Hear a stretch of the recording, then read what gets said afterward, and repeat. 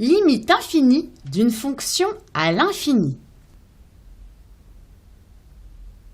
Deuxième question, on me donne la fonction g définie pour tout x appartenant à l'ensemble des réels privés de la valeur 2 par g de x qui est égal à x cube plus x carré moins x plus 1 sur x moins 2 et on me demande de déterminer la limite de g en plus l'infini et en moins l'infini.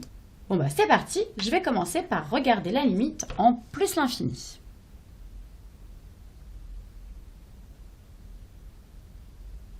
Limite en plus l'infini.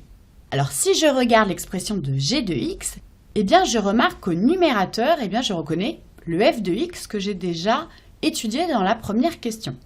Donc si je commence par regarder la limite du numérateur, bah du coup ça va être simple, vu que j'ai déjà étudié. Donc la limite de x cube plus x au carré moins x plus 1, lorsque x tend vers plus l'infini, eh bien j'avais vu que c'était égal à la limite de son monôme de plus haut degré, c'est-à-dire de x au cube lorsque x tendait vers plus l'infini, et ça me donne comme limite plus l'infini. Alors maintenant, si je regarde le dénominateur, c'est-à-dire la limite de x moins 2 lorsque x tend vers plus l'infini, ben ici, je remarque que c'est une fonction affine, moi, il n'y a pas de souci. Ben, x, lorsque x tend vers plus l'infini, c'est plus l'infini. Et moins 2, ben, un réel moins 2 face à plus l'infini, ben, ça ne change rien. Donc, ça me donne plus l'infini. Donc, au final, je vais avoir quelque chose de la forme plus l'infini sur plus l'infini. Alors, si je regarde mon tableau de limite de fonction, alors, je vois que j'ai une fonction au numérateur qui tend vers plus l'infini, donc ça va être par là, et au dénominateur qui tend aussi vers plus l'infini, eh bien plus l'infini, ah, je vois que c'est une forme indéterminée.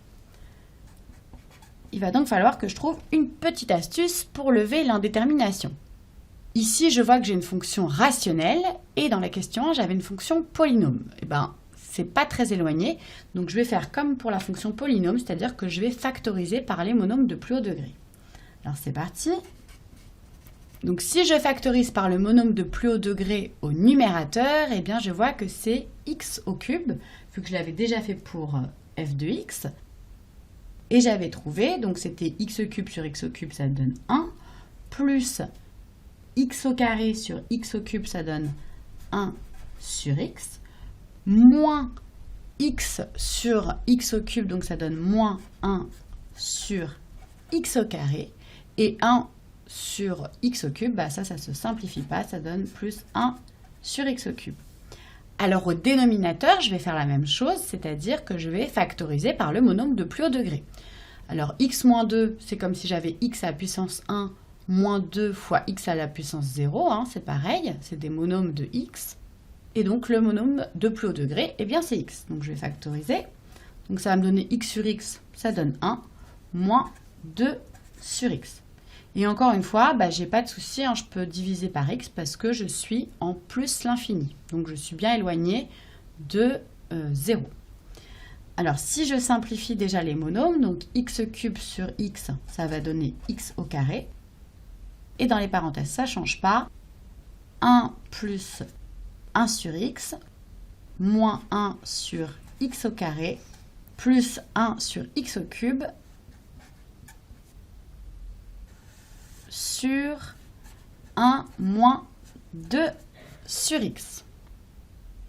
Alors, si je regarde l'intérieur des parenthèses, eh bien, ici, j'avais déjà regardé ce que ça donnait dans la question 1, et j'avais vu que la limite de 1 plus 1 sur x moins 1 sur x au carré plus 1 sur x au cube lorsque x tend vers plus l'infini, eh bien ici ça faisait 0, 0, 0, donc plus 1, ça donne 1. Maintenant, si je regarde au dénominateur, bah, ça va être la même chose, c'est-à-dire que la limite de 1 moins 2 sur x lorsque x tend vers plus l'infini, eh bien 2 sur x lorsque x tend vers plus l'infini, eh bien 2 sur x va tendre vers 0, 1 moins 0, et bien ça va donner 1. Donc au final, la limite de g de x en plus l'infini, ça va être égal à la limite de x au carré fois la limite ici de cette fraction. Alors ici, j'ai vu que la limite, c'était donc 1 sur 1, donc ça va donner 1. Donc la limite de g de x, lorsque x tend vers plus l'infini, c'est égal à la limite de x au carré fois 1, c'est-à-dire tout ça, lorsque x tend vers plus l'infini. Et la limite de x au carré lorsque x tend vers plus l'infini, eh bien, c'est plus l'infini. Je remarque que la limite de g de x est égale à la limite de x au carré, donc en plus l'infini, et x au carré, c'est en fait le quotient des monômes de plus haut degré simplifiés. Donc pour aller beaucoup plus vite, j'aurais pu faire directement les monômes, le quotient des monômes de plus haut degré simplifiés. Donc la limite de g de x lorsque x tend vers plus l'infini, c'est égal à plus l'infini. Et maintenant, je vais pouvoir étudier la limite en moins l'infini. Donc limite en moins l'infini. Alors, j'ai vu que lorsque je regardais la limite d'une fonction polynôme, en plus ou moins l'infini, c'était égal à la limite de son monôme de plus haut degré.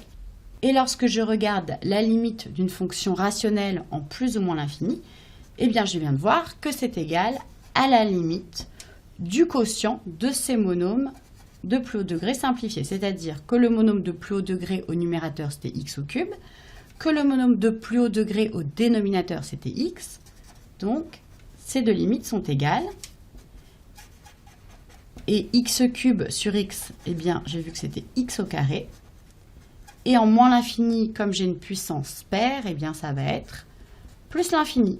Donc grâce à cette astuce, ça va beaucoup plus vite. J'ai donc la limite de g de x lorsque x tend vers moins l'infini, qui est égale à plus l'infini. Voilà, je peux souligner ma deuxième solution. Et je vérifie mes réponses. Et j'ai bien la limite de g de x en plus l'infini qui vaut plus l'infini, et la limite de g de x en moins l'infini qui vaut plus l'infini.